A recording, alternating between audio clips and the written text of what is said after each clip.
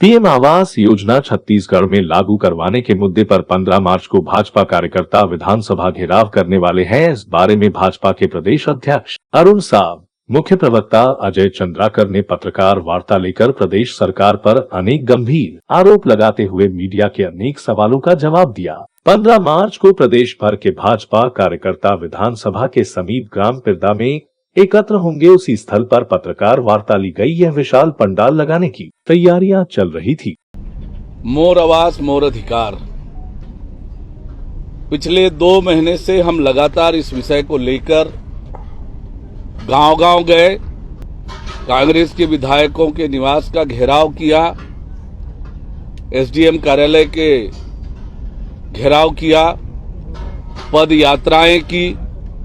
व्यापक रूप से प्रदेश के 16 लाख परिवार जो प्रधानमंत्री आवास से वंचित हुए हैं, राज्य की कांग्रेस की सरकार, भूपेश बघेल की सरकार के कारण, उनकी हठधर्मिता के कारण, और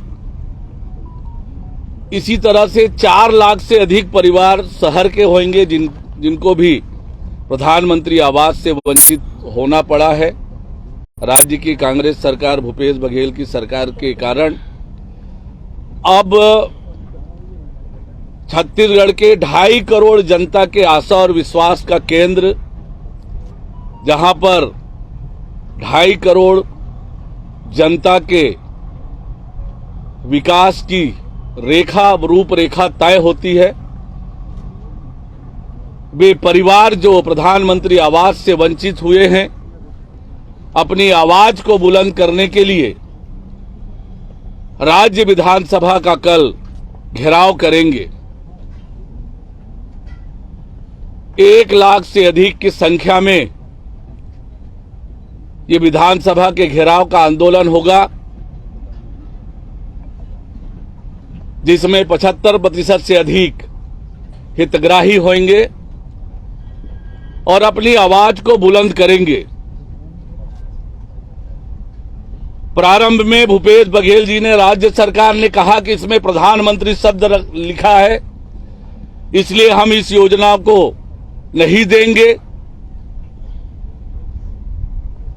और अब नई प्रकार की बात लगातार वो कर रहे हैं, सर्वे कराने की बात कर रहे हैं। सर्वे बहुत पहले से होके रखा है, 2011 की सर्वे सूची है, 2016 में फिर सर्वे हुआ, छूटे हुए नाम, और 2016 में जो निरस्त हुए नाम थे उन सबको करके एक सूची बनी है। फिर भी लोगों के बीच भ्रम पैदा करने के लिए नया सर्वे की बात वो कर रहे हैं। वास्तविकता ये है कि भूपेश बघेल जी की कांग्रेस पार्टी की सरकार की नीयत ही नहीं है लोगों को आवास देने का। आज नई प्रकार की बात कांग्रेस के नेता करते हैं। अपने मंत्री के पत्र को ये झुठला सकते हैं क्या, जिसमें इस्तीफा देते समय पंचायत एवं ग्रामीण विकास विभाग से जो अभी भी सरकार के मंत्री हैं, उन्होंने जो बात लिखी है कि मैं बार बार उसके आवंटन की मांग कर रहा हूं, हम एक भी मकान नहीं बना पाए हैं। उस बात के विपरीत आज कांग्रेस के नेताओं के बयान आते हैं। क्या वो झुठला सकते हैं इस बात को कि एक मंत्री के लिखे हुए पत्र में जो बातें लिखी है, इन्होंने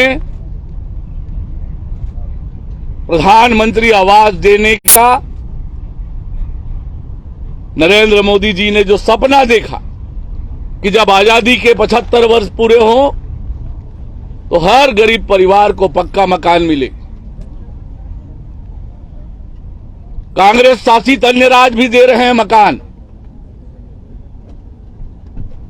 पर राज्य की कांग्रेस सरकार, भूपेश बघेल की सरकार गरीबों के साथ अन्याय कर रही है, अत्याचार कर रही है। उस अन्याय व अत्याचार के खिलाफ अपनी आवाज बुलंद करने के लिए भूपेश बघेल सरकार के खिलाफ आवाज बुलंद करने के लिए उनको चुनौती देते हुए कल विधानसभा के घेराव का आंदोलन है। अपने हक की लड़ाई के लिए कल वो विधानसभा घेरेंगे। इस दौरान हमें हितग्राहियों को लाठियां भी चली है। विधायकों के निवास के घेराव के समय बहुत प्रकार से दबाव भी हुए और इस बार भी प्रशासन जो कर ले, लेकिन ये हितग्राही अपनी अधिकार की लड़ाई के लिए कल विधानसभा का घेराव करेंगे। अपनी आवाजों को बुलंद करने के लिए कल यहां पर जुटेंगे। यही वो स्थान है जहां पर सब लोग एकत्रित होकर विधानसभा के घेराव के लिए चलेंगे। पत्रकार मित्रों, अभी माननीय प्रदेश अध्यक्ष जी ने कल के कार्यक्रम में के संदर्भ में विस्तार से बताया। भीख नहीं अधिकार चाहिए, प्रधानमंत्री आवास चाहिए। मोर आवास मोर अधिकार, ये छत्तीसगढ़ की गरीब जनता की लड़ाई है, जो समाज में सबसे पीछे और नीचे रहते हैं। प्रदेश की भारतीय जनता पार्टी कल 15 मार्च दिन बुधवार को छत्तीसगढ़ विधानसभा का घेराव करने जा रही है इस विषय को लेकर के, और हम कार्यक्रम स्थल पर यहां पर उपस्थित हैं।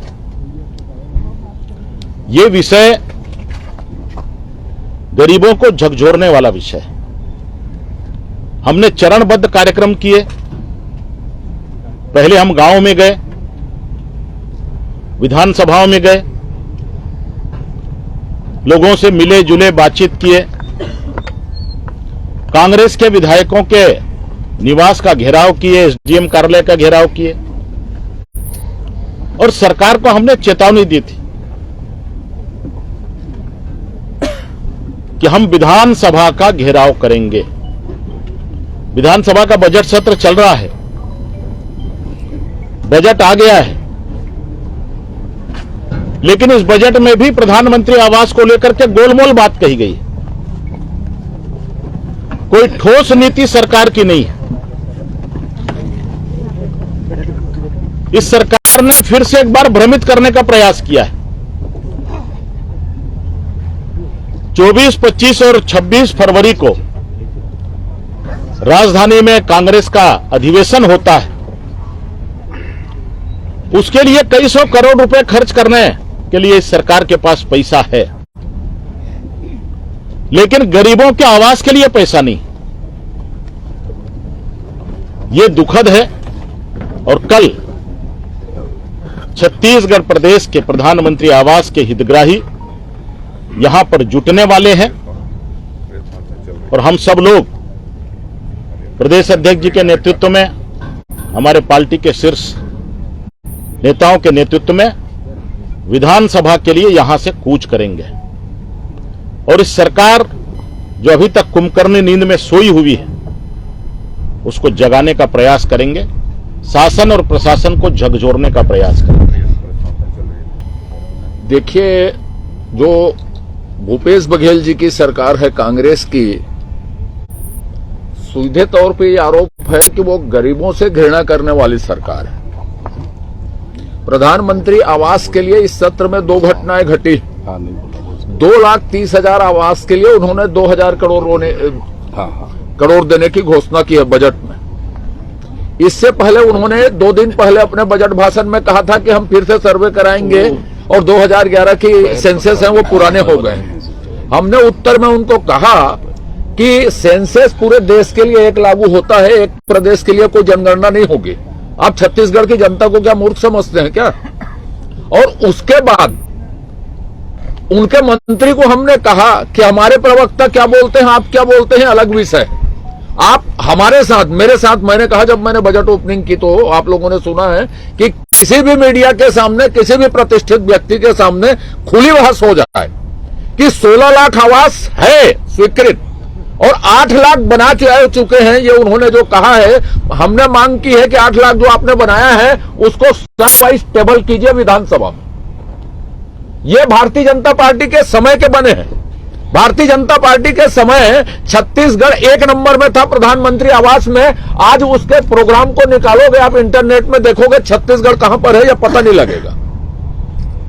गरीबों से घृणा करने वाली सरकार इसलिए कहा कि 74 लाख का लक्ष्य है जल जीवन मिशन में, इन्होंने काट के उसको 42% कर दिया। 31 मार्च 2024 तक योजना खत्म होनी है। विधानसभा के उत्तर में उन्होंने कहा कि 39% काम पूरा हुआ है।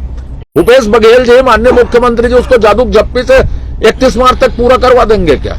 शहरी आवास में आज व्यवस्था दी है आसंदी ने, 450 करोड़ रुपया राज्यांश नहीं दिया है, न इस बजट में उसकी कोई व्यवस्था है। मंत्री जी क्या बोलते हैं कि केंद्र का पैसा नहीं मिला है इसलिए आवास नहीं बना है। एक ही दिन की एक ही प्रश्नोत्तरी में, और हमने उनको नोटिस दी है, आज आसंदी ने व्यवस्था दी है कि इसमें हम जांच करेंगे करके। ये हाल कांग्रेस सरकार का है। जितनी गरीबों के लिए योजनाएं हैं उसमें किसानों के 56,000 कनेक्शन के आवेदन मैच्योर हैं, उसको कनेक्शन देने के लिए 1 रुपया नहीं है। 1,32,000 अस्थायी कनेक्शन है, 1 रुपया नहीं है उनके लिए बजट में स्थायी करने के लिए। सिंचाई के बजट के लिए 1 रुपया बजट में नहीं। 85% किसान छोटे गरीब किसान है। तो ये गरीबों की विरोधी सरकार है, घृणा करने वाली सरकार, विरोधी नहीं। बजट में उनके लिए कुछ भी नहीं है, और जो चीजें कही है असत्य कही है। 8 लाख जो आवास बने हैं वो भारतीय जनता पार्टी के कार्यकाल में है, इनके में कहीं पूरा नहीं हुआ है। हम इस प्रेस के माध्यम से फिर चुनौती देते हैं, रविंद्र चौबे जी हों माननीय मुख्यमंत्री जी हों, ग्रामीण आवास या शहरी आवास में जहां पर जिसके सामने खुली बहस करना चाहे भारतीय जनता पार्टी के साथ, हमारे साथ, किसी के साथ हम तैयार हैं उसके लिए। लेकिन गरीबों के साथ छल करना बंद करे, गरीबों के साथ घृणा करना बंद करे, गरीबों को लूटना बंद करे। और यदि यह बंद नहीं होगा तो यह पहली अभिव्यक्ति है, और आखिरी अभिव्यक्ति देखेंगे तो उनकी आंखें खुली की खुली रह जाएगी कांग्रेस की। यह चुनौती भारतीय जनता पार्टी की है। मित्रों, कल हमारे जो 33 सरकारी जिले हैं, हमारे संगठन की दृष्टि से 35, सभी जिलों से हितग्राही भी, हमारे कार्यकर्ता भी आएंगे, और घेराव आंदोलन की शुरुआत से पहले प्रतीकात्मक रूप से हर एक हमारे 35 सरकारी संगठनात्मक जिले से 2-2 हितग्राहियों का सबसे पहले हम पैर पखारेंगे, उनका स्वागत करेंगे, और फिर वो हमारे घेराव का आंदोलन प्रारंभ होगा। ये जो आंकड़े हैं इसमें मतलब एग्जैक्ट आंकड़े कितने हैं? 8 लाख को घटा के आप लोग 16 लाख गिन रहे हैं, या 16 लाख में 8 लाख शामिल है? आप विधानसभा के प्रश्नों को ऑथेंटिक मानेंगे ना? 2,30,000 पहले साल के 1,51,000 के लिए, और अभी के 79,000 इस साल के लिए उन्होंने 2,30,000 रुपया दिया है। बीच के 3 साल को उन्होंने निरस्त कर दिया। 1 साल के 7,35,000 और 1 साल के 4 लाख समथिंग है, उसको जोड़ोगे तो 16 लाख हो जाता। और हमारी सरकार आएगी तो हम उसको 7,51,000 को और जो 4 लाख समथिंग है उसको वापस लेंगे, हम पूरे आवास बनवाएंगे। कांग्रेस आज भी ये आरोप लगा रही है कि प्रधानमंत्री आवास योजना में केंद्रांश जो मिलना चाहिए वो नहीं मिल रहा है। देखिए, इसकी प्रक्रिया ये होती है कि केंद्र सरकार प्रस्ताव देती है सूची के आधार पर कि इतना आवास हम देना चाहते हैं, राज्य सरकार सहमति देती है, तब फिर आना होता है। राज्य सरकार ने रिफ्यूज किया, केंद्र सरकार ने बार बार चिट्ठी लिखी। पहले शुरू जब मैंने पत्रकार वार्ता ली थी तो वो पत्र तारीख सहित आपको बताया था। तो ये सरकार ने लेने से इनकार किया है, और ये इस बात से साबित होता है जो टीएस सिंहदेव जी ने पत्र लिखा है उसमें भी ये बात है। इस पे आप लोगों ने कुछ फॉर्म भी भराया था, एक मिनट राजेश भैया, फॉर्म का क्या? उसका जवाब आंदोलन। अजय जी क्या बोल रहे हैं? मैंने ये कहा, छत्तीसगढ़ राज्य में अभी तक 2,30,000 के लिए ही बजट आयोजन है। यदि वो बजट आयोजन पहले करते, इन्होंने विधानसभा के प्रश्नों को उत्तर में कहा है हमने वापस किया इतना, राज्यांश नहीं दे सकने के कारण। कल भी मैंने बात कही, डाटा के साथ कही, बजट के समय आप गरीबों से प्रेम करते हैं, आपका बजट अधिक क्या है 3,500 करोड़ का, तो प्रधानमंत्री आवास के लिए पूरा पैसा दे दीजिए आप 16 लाख के लिए करके। अब आप जो फॉर्म भरवाए थे इसमें गांव-गांव में जाकर, ये उसकी स्क्रूटनी कर रहे हैं हम, उसका उपयोग करेंगे, समय पे बताएंगे। कितना फॉर्म भर चुके हैं? 8 लाख के करीब फॉर्म आए हैं।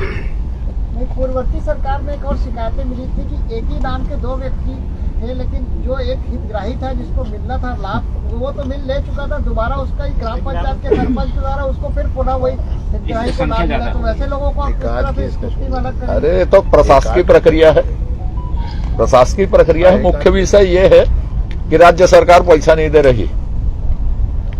अच्छा, ये सर्वे जब कराएगी सरकार, वो किस योजना के तहत आएगा? प्रधानमंत्री आवास योजना में उसको ऐड करा जाएगा? सवाल ही पैदा नहीं हुआ। देश के लिए एक जनगणना हो, जो सेंसस लागू है वही लागू होगा। छत्तीसगढ़ अपना करवाए, कौन सी नई योजना लॉन्च करेगी उसके लिए उपयोग करेगी तो वो जाने। उसका कहना है कि प्रधानमंत्री में ऐड होना चाहिए, इस तरह की मैंने कहा ना, ये राष्ट्रीय नीति है, एक राज्य के लिए नहीं बनती, संघीय व्यवस्था है। ये कल प्रदर्शन में कोई राष्ट्रीय नेता शामिल होंगे या प्रदेश प्रभारी शामिल रहेंगे क्या?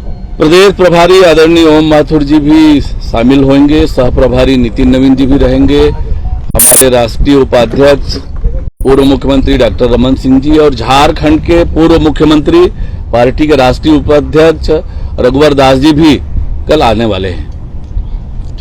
विधानसभा चुनाव आते आते छत्तीसगढ़ में राजनीति के कई रंग देखने अभी बाकी है। राजनीति के अलावा देश और समाज से जुड़ी अन्य खबरों के लिए कृपया राष्ट्रबोध को सब्सक्राइब करें। Bureau report, राष्ट्रबोध।